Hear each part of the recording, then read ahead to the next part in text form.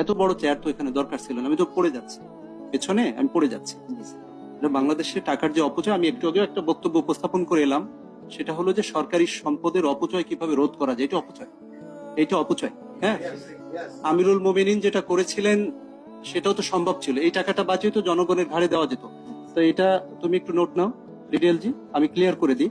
দুইটা ফির ক্ষেত্রে ট্যারিফ যেটা নেন সেটা হয়তো মাসিক একটা, ওইটা হয়তো নিতে পারেন, কিন্তু আপনি এই জায়গাটা তো কমাতে পারেন, আমার মনে হয় অনেক টাকা এই জায়গায় অবশ্যই পৌরসভার স্যার, এটা আমি আপনাকে বিমোদে আপনাকে রিকোয়েস্ট করব যে আপনি এটা দেখবেন, এবং একই সাথে ডিটেল জি, তুমি এই জায়গাটায় কাজ করে মানুষকে একটু শান্তি দাও।